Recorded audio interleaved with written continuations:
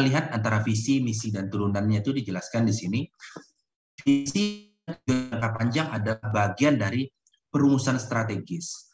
Kemudian implementasinya adalah tujuan jangka pendek untuk mewujudkan apa yang sudah dirumuskan, atau disebut juga sebagai formulasi strategis. Nah, formulasi strategis ini dibuat setelah melakukan pengamatan lingkungan dan pemahaman yang mendalam terhadap organisasi dan asumsi pencapaian dan strategi meraihnya. Sehingga visi itu harus realistik, meskipun juga harus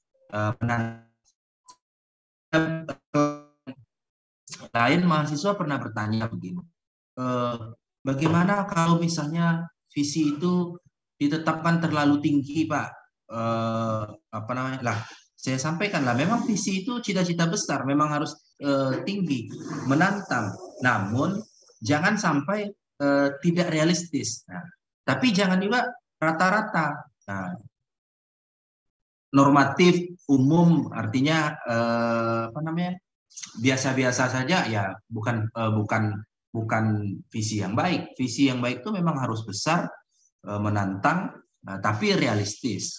Besar menantang tapi tidak realistis, bukan visi yang baik. Tapi normal-normal saja, normatif artinya datar-datar saja, itu juga bukan visi yang baik. Nah, itu kira-kira poinnya di situ. Di sini kita lihat. Nah, di sini kita lihat ilustrasinya adalah visi misi yang besar itu diturunkan, kemudian ada tujuan jangka panjang, dan kemudian nanti ada tujuan jangka pendek atau sifatnya apa namanya, aksi atau tindakan yang lebih apa namanya, yang lebih detail, lebih spesifik, mungkin apa namanya, beserta petunjuk-petunjuk teknis. Nah, kira-kira begitu. Maka ada upaya mencapainya, langkah mencapainya, dan seterusnya. Nah, tentu pertanyaannya adalah bagaimana kalau misalnya tujuan jangka panjang itu tidak tercapai, ya maka otomatis visi yang besar yang bagus tadi ya tidak akan tercapai, karena dalam jangka panjang saja tidak tercapai. Nah, kalau dalam jangka pendek tidak tercapai, wajar. Karena memang jangka pendek itu dia rencana aksi, rencana taktis, rencana strategis yang sifatnya mungkin parsial, potongan-potongan dari tujuan jangka panjang itu. Nah, itu dalam konteks apa namanya, hubungan visi misi, tujuan jangka panjang dan tujuan jangka pendek. Nah, di sini dijelaskan visi misi bergantung dari keberhasilan tujuannya. Ya, ada beberapa catatan. Sini coba kita lihat. Banyak visi perusahaan yang ditanggapi dingin oleh anggotanya. Hal ini disebabkan karena tidak melahirkan nilai-nilai, tidak memotivasi, dan dianggap mengancam posisinya. Nah, ini banyak yang terjadi, kita lihat resistensi penolakan itu karena dianggap mengancam posisinya. Nah, seringkali terjadi ini juga ketika ada visi yang sebenarnya bukan pada perusahaan baru, tapi memperbaharui visinya. Nah, itu kan. Misalnya contohnya adalah dalam konteks pendekatan variabel teknologi. Teknologi yang berkembang kemudian membuat apa namanya, dirasa perlu memperbaharui, kemudian menyusun visi misi baru. Nah, kadang-kadang ditanggapi atau resistensi, penolakan, dingin dan sebagainya justru karena tidak tahu, tidak mengerti, atau bahkan ketakutan. Takut akan misalnya apa namanya, mengancam posisinya, takut mungkin kalau memang nanti dia tidak mendapatkan sesuatu, atau juga mungkin tidak ngerti. Nah, ilustrasi sederhananya begini. Ada perusahaan yang mungkin karena besar, kemudian maka dia melakukan ekspansi bisnis yang besar, kemudian dengan apa namanya, dengan cara misalnya merger, misalnya membuat dengan strategi holding. Nah, itu kan strategi yang baru untuk mencapai visi besar tadi, tapi mungkin banyak resisten, justru penolakan dari dalam. Nah, bahkan mungkin sebagian level direksinya mungkin atau manajernya malah menolak karena merasa wah, kalau ini dilakukan maka akan ada efisiensi di dalam job-job tertentu, posisi tertentu. Nah, itu sering juga terjadi seperti itu. Kemudian visinya tidak motivasi dan tidak melahirkan nilai, tadi sudah disampaikan. justru visi itu tidak punya harapan. Jadi visi baru mungkin dianggap malah menjadi kontraproduktif. Nah, ini sering juga terjadi pada beberapa kasus perusahaan. Beberapa kasus lain juga menunjukkan bagaimana manajemen mengatasnamakan visi untuk perubahan, bahkan cenderung untuk digunakan menjadi senjata untuk atau alasan untuk melakukan pembinaan karyawan, bahkan sampai merumahkan karyawan, mengurangi karyawan dan seterusnya. Nah, kemudian di sini dijelaskan juga alasannya kadang-kadang hanya efisiensi, profesionalisme, akselerasi, tapi kadang-kadang tidak jelas. Nah, meskipun bukan berarti tidak boleh, jadi kita harus fair juga dari dua sisi yang berimbang.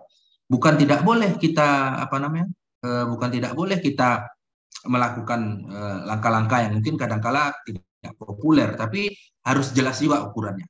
Nah, mengurangi karyawan ya wajar mungkin karena kita berganti dengan teknologi, tapi jangan sampai justru itu alasan yang dalam tanda kutip dibuat-buat, terus bagian untuk dalam tanda kutip membuang orang-orang yang tidak dalam jalurnya, tidak dalam kelompoknya misalnya. Kalau tidak dalam jalurnya karena tidak perform, itu mungkin tidak masalah. Tapi karena dianggap itu afiliasi mungkin dengan kelompok tertentu, bukan merasa bagiannya atau grupnya. Nah, ini kadang-kadang terjadi juga pada beberapa kasus perusahaan atau institusi. Nah, kemudian kita lihat juga ada kasus lain, visi yang dirumuskan dalam proses yang panjang, akhirnya hanya tersimpan sebagai dokumen biasa. Kenapa tidak disosialisasikan, tidak didokumentasikan, tidak dikomunikasikan, tidak disebarluaskan? Nah, ini yang juga terjadi. Kemarin sudah saya sampaikan, visi itu mimpi, cita-cita besar yang ingin kita capai. Nah, mestinya visi itu disadari seluruh komponen, mulai dari top management, middle management, bahkan sampai level bawah. Jadi dipahami oleh level-level yang memegang jabatan saja misalnya. Sementara karyawan-karyawan atau staf biasa tidak memahami. Nah, itu keliru. Visi yang baik itu mestinya dipahami seluruh komponen perusahaan atau institusi. Selain itu, visi misi menunjukkan bahwa organisasi itu sudah modern, namun tidak memahami makna yang terkandung di dalamnya. Bahkan visi seringkali berubah dalam satu hari. Nah, ini juga bukan hal yang baik. Tiap sebentar berubah, itu bukan hal yang baik. Bukan berarti tidak boleh perubahan. Zaman juga dinamis, tapi terlalu dinamis, berubah tiap sebentar bukan mencerminkan itu adaptasi terhadap perubahan, tapi justru tidak punya visi besar. Karena visi yang besar atau yang baik itu kan mampu memprediksi untuk beberapa waktu ke depan. Tapi bukan berarti tidak boleh dirubah. Tapi jangan sampai perubahan tiap sebentar, dan itu bukan visi yang baik. Nah, poin lain adalah visi dan misi adalah ruh segala kebijakan. Ya, bahwasanya ada rencana aksi strategis diturunkan rencana harian, mingguan, bulanan, kuarter, semesteran dan seterusnya, itu prinsipnya adalah turunan dari visi dan misi sebuah perusahaan. Bahwasanya turunan itu diimplementasikan dalam bentuk rencana aksi tindakan yang berupa tahunan, semesteran, kuarteran, bulanan, atau bahkan hingga harian, itu terjemahan atau turunan dari visi dan misi. Nah, kemudian kita lihat, nah ini ada ilustrasi bagaimana masing-masing level yang terlibat dalam visi misi dan tujuan jangka panjang hingga jangka pendek. Nah, memang level direksi lebih dominan dalam konteks keterlibatannya menyusun visi misi tujuan jangka panjang. Betul. Tidak mungkin karyawan mikir jangka panjang mimpi besar jauh ke depan itu. Nah, karyawan mungkin lebih pada tataran taktis, operasional. Nah, kemudian pada level middle management di tengah kira-kira itu bicara perform untuk hitungan tahunan jangka pendek. Kemudian nanti untuk aksi benerannya atau fungsionalnya, maka itu lebih kepada rencana tindakan yang itu terlibatnya pada level fungsional, operasional, dan seterusnya. Nah, ini kira-kira ilustrasinya. Nah, kemudian kita lihat, nah, bagaimana yang efektif itu Yang pertama, memberikan gambaran tentang suatu perubahan yang lebih baik dari organisasi di masa yang akan datang. Ya, artinya apa? Pada visi yang baik itu visioner, maka sering kita bilang menggambarkan masa depan. Tentu masa depan yang diharapkan adalah masa depan yang baik, membawa organisasi, perusahaan, lembaga, asosiasi, apapun bentuknya, CV, PT, ke dalam kondisi yang lebih baik. Meskipun ukuran baik ini yang kadang-kadang dipertentangkan oleh stakeholder atau komponen di dalamnya. Baik mungkin bagi direktur utama tentu belum tentu baik, mungkin level manager, saya mungkin hanya terkait perspektif cara pandang. Tapi adalah visi itu tujuan yang baik masa depan. Kemudian di sini dijelaskan visi efektif itu menggambarkan tujuan yang dibuat berdasarkan pada analisis yang mendalam tentang kekuatan bisnis dan peluang pasar yang tersedia. Ya, kemarin kita belajar soal pengamatan lingkungan. Salah satu dalam pengamatan lingkungan bisa dilakukan dengan SWOT analysis. Nah, SWOT analysis itu adalah potret diri, di mana kekuatan kita, kemudian peluang apa yang bisa kita ambil di luar. Jadi potret diri dengan melihat kekuatan dan mengetahui kelemahan. Kemudian kita lihat potret eksternal dengan melihat peluang serta tantangan yang ada. SWOT analisis tadi, maka peluang pasar. Nah, kemarin kita bicara peluang tidak akan menjadi peluang ketika tidak kita ambil. Nah, bagaimana kita cara mengambil peluang yang mungkin bisa kita raih dengan seluruh kekuatan kita. Nah, maka di sini dijelaskan maka harus analisa yang mendalam tentang kekuatan bisnis dan peluang pasar.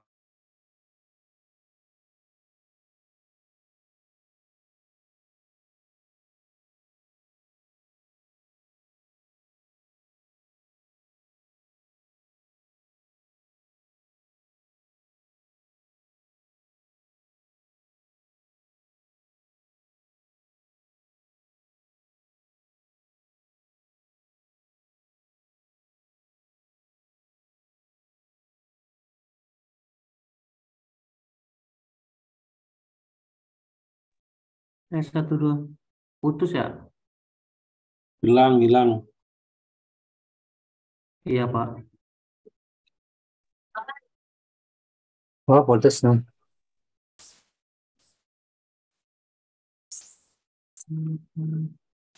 Dilanjutkan sama Pak Crosby, Pak. Lanjutkan Pak Senop lah harusnya. Pak Senop, Pak. Baru selesai ini. Pak Senop, Pak Senop, Pak Senop, Iya. Pak, Pak AC. Iya, Dia Pak Senop lah. udah master dia Pak. Kalau kita Langsung, S1 Pak. Aduh. Mencoba. Pakai Aman. dulu lah bajunya. Senop. Lanjut Aman Pak tadi? Senop. Iya, Pak. Aman tadi. Yang nanya Iya, Pak Pak, Crosby sama Alam Jonar, aman aja, Pak. Wah, jangan-jangan bersekongkol itu. Pertanyaannya udah dikasih tadi Pak, udah dititip. Itu nanti dilaporkan Pak Tado nanti ya. Karena tadi menunggu masukan dari Pak Rudi sama Pak Adit.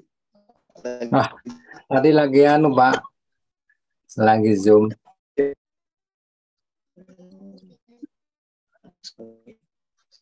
Pak Senop.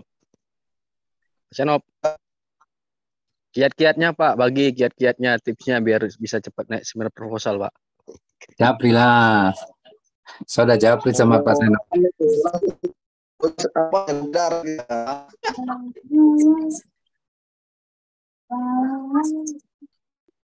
Syaratnya nekat dan nggak mikir ya Pak Senop ya.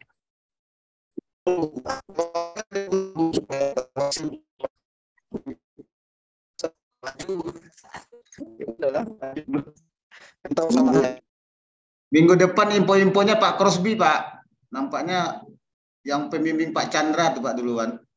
Iya, ya. Bagus lah. Ya, semangat, Pak. Kalau saya nunggu Pak Andriadi aja saya. Kalau Pak Andriadi maju, saya maju. Saya pembimbingnya lumayan Pak Bu Kadarwati Pak. Oh, silakan Pak. Kami Oke, putus tadi ya, Pak. Ya, mohon maaf, saya ngomong sendiri terus kok baru ngeh. Astaga, udah putus ya. Mungkin Iya, putus, jaringan. Pak. Monggo, Oke, lanjut, Pak. mohon maaf, mohon maaf. Oke. Saya ngomong sendiri berarti dari tadi. Baru ngeh, astaga, putus. Oke, kita lanjut, Lanjut, kita Pak. ulang. Oke, maaf ya. Nah, jadi tadi sudah saya singgung bagaimana mengevaluasi diri sendiri. Nah, itu poinnya yang dilakukan dengan SWOT analisis. Meskipun bukan satu-satunya cara menganalisis menggunakan SWOT. Bisa balance scorecard, bisa metode evaluasi lain dalam konteks evaluasi diri. Namun, poinnya adalah kita harus menyadari ada peluang yang bisa diambil dengan kekuatan kita. Tentu akan berbeda. Saya yakin setiap perusahaan punya strategi berbeda-beda dan tidak ada yang ideal. Dalam arti kata mungkin pada perusahaan ini unggul di sini, tapi pada perusahaan ini mungkin unggul di yang lain. Nah, itu kita belajar juga dari banyak perusahaan. Ada yang perusahaan mungkin bagus dalam konteks mekanisasi, ada yang bagus digitalisasi, ada mungkin yang bagus dalam konteks pengembangan SDM dan lain-lain. Maka gunakan seluruh potensi yang ada untuk mengambil peluang. Kira-kira poinnya di situ. Kemudian di sini dijelaskan visi yang efektif itu memberikan gambaran dan citra yang lebih baik bagi pihak luar yang berkepentingan. Meskipun visi itu adalah cita-cita besarnya internal perusahaan, namun itu harus tergambar atau terlihat dari pihak luar. Nah, maka sering kita lihat, oh visinya bagus, ya memang gitu. Sama, kita lihat misalnya ini tahun politik misalnya sekarang. Ada tertentu. Nah, pasti kita lihat bagus visinya. Padahal visinya menggambarkan orang itu, tapi kita yang di luar dari pembuat visi bisa menilai, oh visinya bagus dan seterusnya dan seterusnya. Nah, mestinya memang visi yang bagus menggambarkan bagaimana pihak luar bisa menilai pembuat visi atau yang melakukan terhadap visi tersebut. Kemudian di sini dijelaskan visi yang efektif itu menggambarkan tantangan yang harus diraih melalui kerja keras, kemudian semangat, inovasi, motivasi, dan kinerja yang tinggi. Ya, seperti tadi saya kasih ilustrasi, memang harus tantangan. Ya, namanya memang upaya yang memang ingin dicapai lebih, bukan yang normatif, bukan yang datar-datar atau yang rata-rata. Tentu harus ada tantangan. Meskipun sekali lagi poinnya adalah harus realistis. Nah, maka untuk mencapai itu butuh dukungan, support, semangat, motivasi, dan lain-lain dari seluruh stakeholder. Tidak bisa, tentu akan ada porsinya sendiri-sendiri. Pada level direksi mungkin tanggung jawabnya dan effortnya lebih tinggi karena memang tanggung jawab itu proporsional sesuai dengan jabatannya.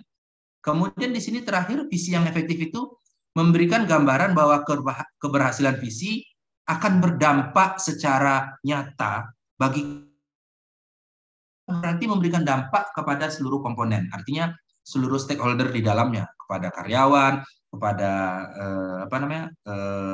staff, artinya kalau misalnya visi itu visi perguruan tinggi maka berdampak kepada seluruh komponen kampus, sivitas akademika, tenaga pendidik, dosen, mahasiswa, artinya begitu. Visi institusi yang bagus itu mencerminkan itu seluruh komponennya akan mendapatkan atau berdampak terhadap performa apabila visi itu baik. Nah, kira-kira itu.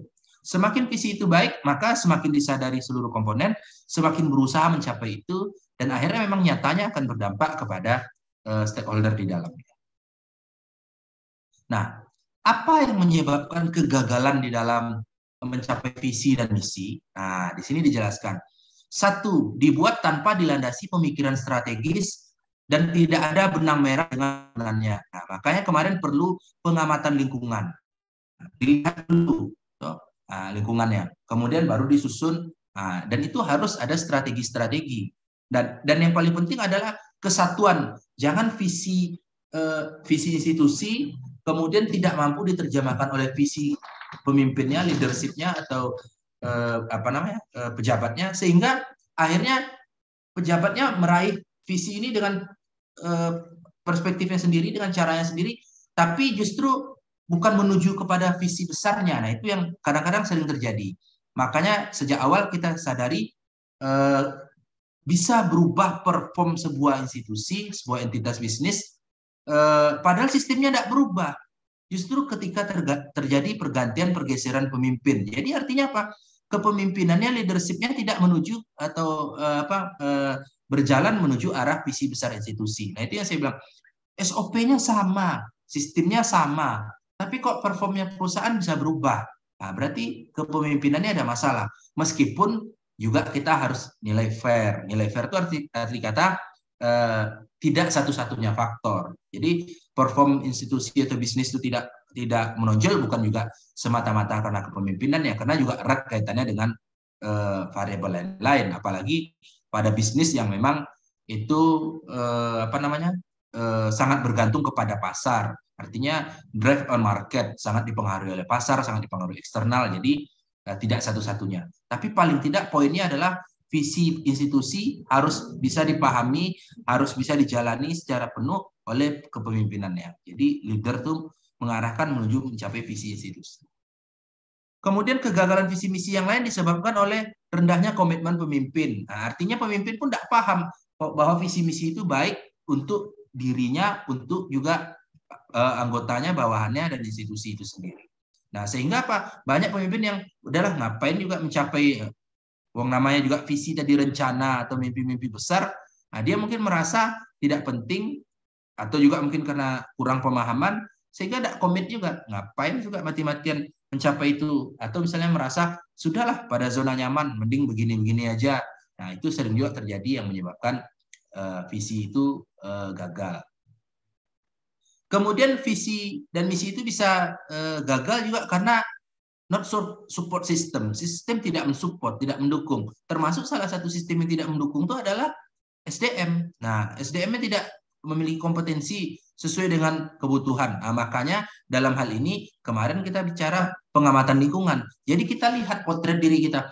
Bagus ya kita ingin cita-cita mimpi besar, tapi kita sadar, oh ternyata internal kita tidak bisa kalau mau menerapkan sistem itu. Nah, itu yang kadang-kala juga tidak dipahami. Gitu. Karena yang nyusun visi biasanya level top management, artinya level pimpinan utama, pimpinan pusat. Sementara potret ke bawah kadang-kadang tidak dilihatnya. Pingin go internasional, pingin high tech, tapi misalnya SDM-nya tidak support. Nah, itu yang kadang-kadang juga sering terjadi, maka sering gagal.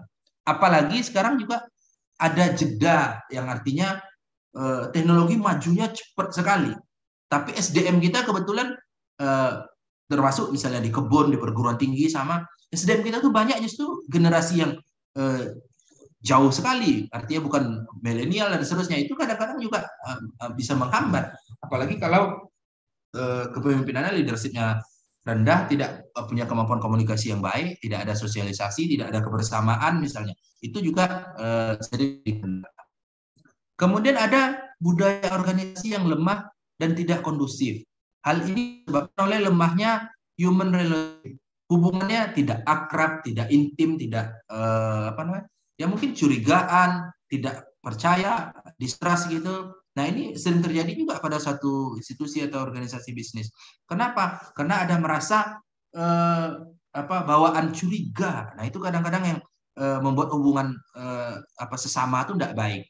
Ini sering terjadi. Tidak tahu ya, mungkin pengalaman jelek mungkin yang membuat dia merasa curiga, atau ketakutan yang membuat dia tidak mau maju, atau pikirannya sempit atau pikirannya jelek, kan sering juga pemimpin punya karakter seperti itu.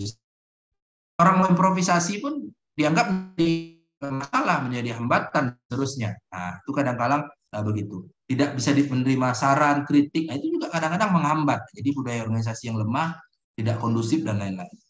Kemudian pada beberapa kasus yang ditemukan dari referensi itu adalah menganggap karyawan itu sebagai alat, faktor produksi semata. Nah, itu yang keliru. Padahal yang benar itu SDM itu aset.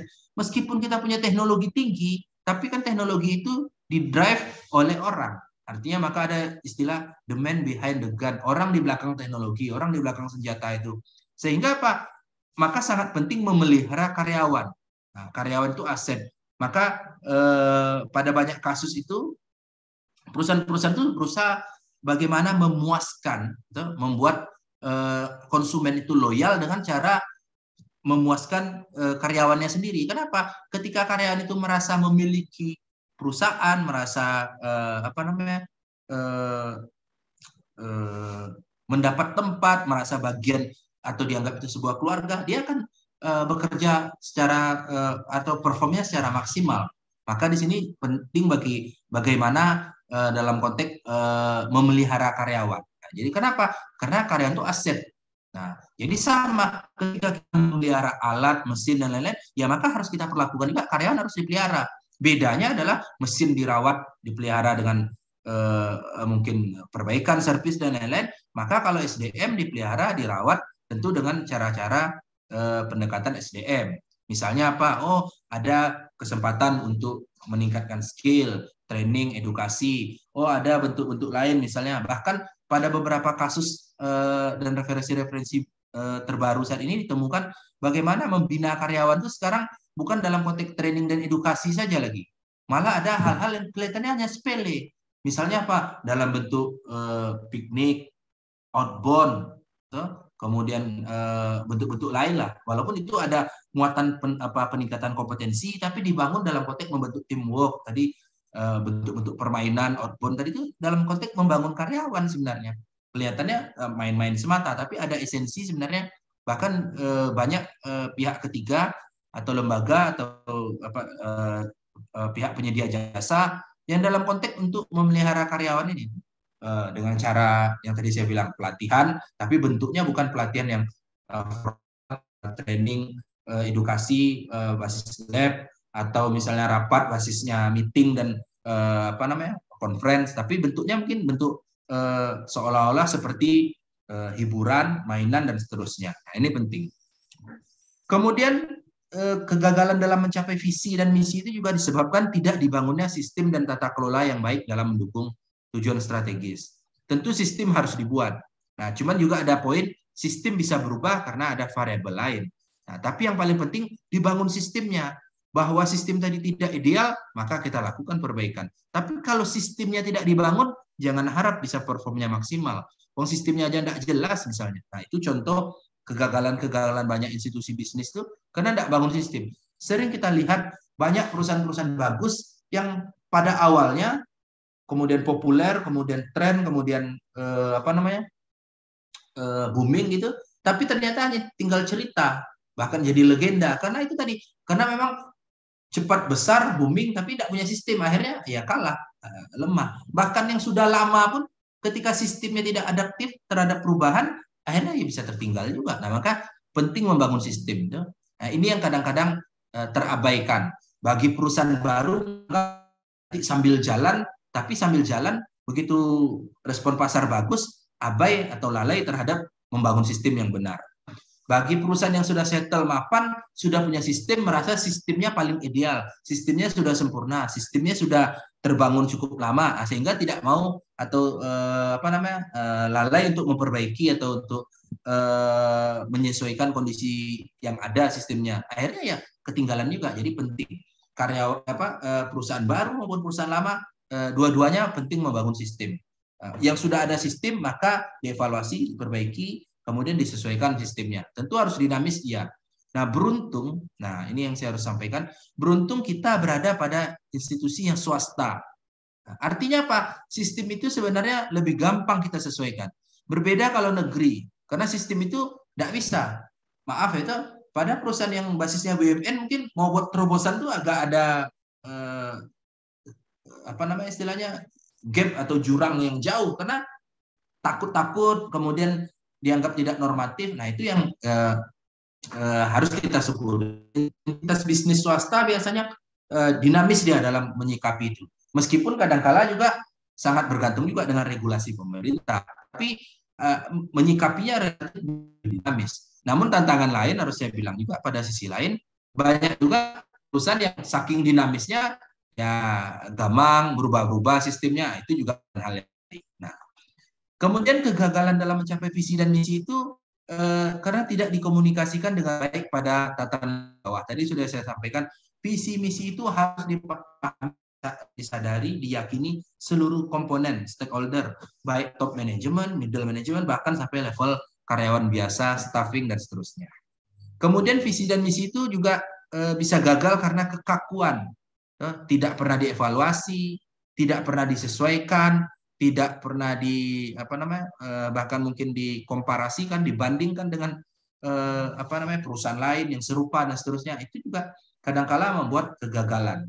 Karena visi itu disusun untuk masa depan yang akan datang. Semua tidak pernah tahu rahasia masa depan. Kita sendiri tidak bisa meyakini itu bahwasanya kita punya keyakinan, punya prediksi itu memang harus. Tapi memastikan masa depan tidak ada yang tahu. Nah, untuk itu maka perlu pengalaman, perlu masukan, perlu belajar cerminan dari yang lain-lain. Nah, itu pentingnya supaya kita bisa mencapai visi dan misi yang kita susun dengan baik itu. Nah, kemudian kita lihat. Nah, ini ada hubungan timbal balik, itu. Nah, kita punya tujuan, itu. Kemudian tujuan kita pertama meningkatkan profit. Nah, kalau profit mau kita tingkatkan, maka kita harus membangun atau meningkatkan kualitas, itu. Membangun brand yang baik, produk yang baik, dan lain-lain. Itu dalam konteks quality improvement. Artinya apa? Berbanding lurus. Kalau kualitas barang kita bagus, pelayanan kita bagus, otomatis profit bisa kita raih. Nah, itu tujuan kita. Tidak ada entitas bisnis yang tidak cari profit. Bahkan bukan hanya swasta, negeri pun berpikirnya pasti mencari profit. Bahkan pada entitas atau unit usaha atau lembaga donasi, donor pun mencari profit. Karena teori ekonomi itu mencari profit. Tidak ada. Lembaga amal pun cari profit. Maaf itu. Kenapa? Dia akan gunakan profit itu untuk mengembangkan cabangnya, jaringannya, memperbesar skala usahanya. Meskipun tadi saya bilang tetap meskipun tadi saya bilang itu pada lembaga donasi, lembaga amal.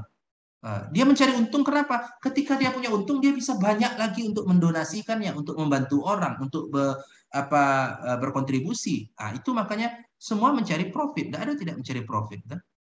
Bahkan yang negeri pun mencari profit. Meskipun itu uang negara, cari profit. Kenapa? Ketika dia profit, maka bisa dia gunakan untuk program-program yang lebih banyak, yang lebih besar, dan seterusnya.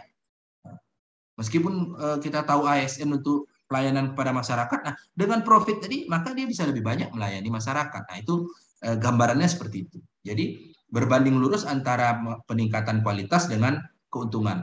Jangan harap kita bisa untung banyak kalau kualitas kita ya gitu-gitu aja. Yang ada kita ketinggalan. Kenapa? Karena pasar sekarang semakin terbuka. Kompetisi itu nyata, enggak bisa Anda tolak lagi.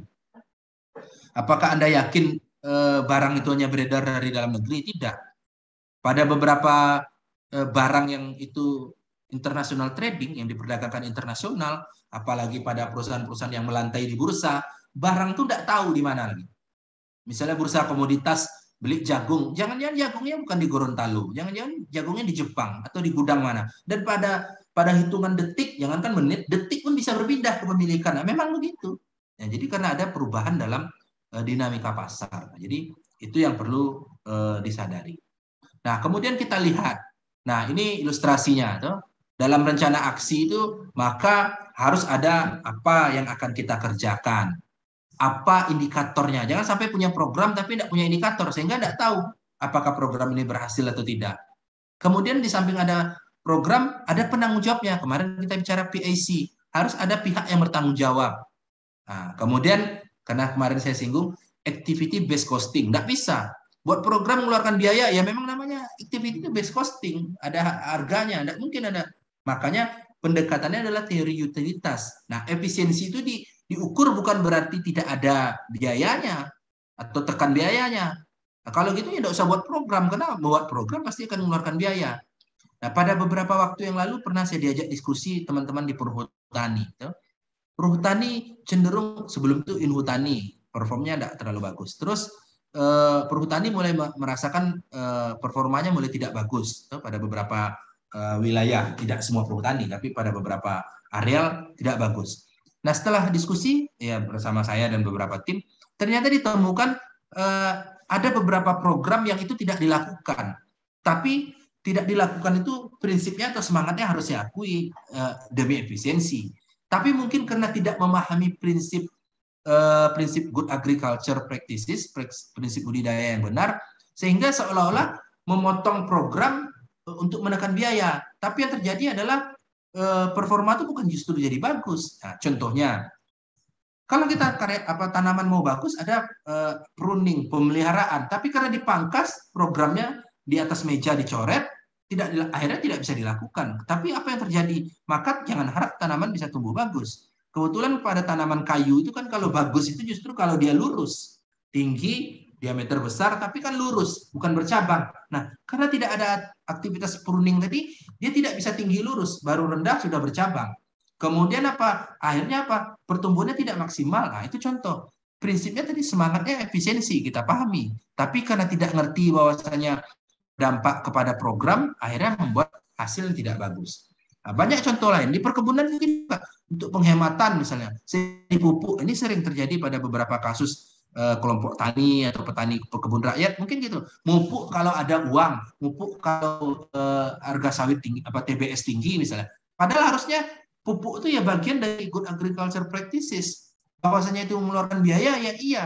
Bahkan ketika harga TBS rendah pun itu tetap harus dipupuk. Nah, tapi itu yang tidak disadari. Ketika tidak dilakukan kegiatan itu berdampak kepada hasil yang terjadi pada beberapa waktu ke depan. Nah, itu contoh. Jadi efisiensi kita pahami semangatnya iya, menekan cost. Tapi bukan berarti menghapus kegiatan. Nah, boleh kegiatan itu dilakukan tapi dengan biaya yang rendah, yang wajar. Tapi jangan sampai supaya terkesan efisien, biayanya tidak keluar banyak, tapi justru menghapus program. Nah, ini yang juga harus kita pahami. Saya yakin Bapak, saudara-saudara sekalian, pada berbagai level di dunia pekerjaan sudah sangat paham itu. Nah, tinggal adalah semangatnya bagaimana efisiensi itu bukan menghapuskan program, tapi program dengan berbiaya rendah, tapi tujuan tetap tercapai. Nah, itu kira-kira poinnya. Oke, ada pertanyaan sampai di sini? Ada diskusi?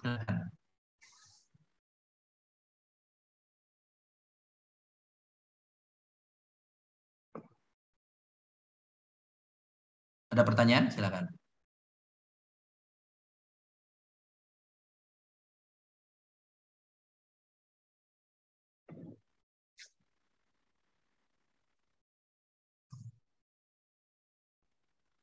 Ada? Cukup?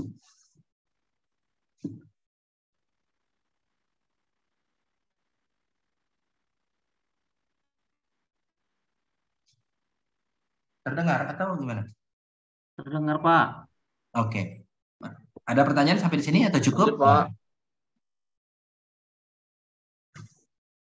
Oke, kalau belum ada, saya pikir kita cukupkan dulu ya. Nanti kita lanjut minggu depan. Mudah-mudahan bermanfaat. Mohon maaf kalau ada yang tidak pas, tidak berkenan. Prinsipnya banyak hal sudah kita diskusikan. Tentu bapak-bapak atau saudara-saudara sekalian mungkin kondisinya akan berbeda pada masing-masing bidangnya atau unitnya. Tapi kira-kira guidance besarnya adalah visi dan misi itu harus dipahami sebagai bagian dari pembenahan institusi. Kira-kira itu closing statement-nya. Tetap jaga kesehatan, selamat bertugas bagi yang bertugas. Mungkin ada yang di lokasi, di site dan seterusnya. Sampai ketemu minggu depan. Salam sehat, selamat malam. Assalamualaikum warahmatullahi wabarakatuh. Waalaikumsalam. Baik. Makasih, Pak. Oke, baik. Terima kasih ya. Sehat terima juga, kasih. Pak. Oke, ya.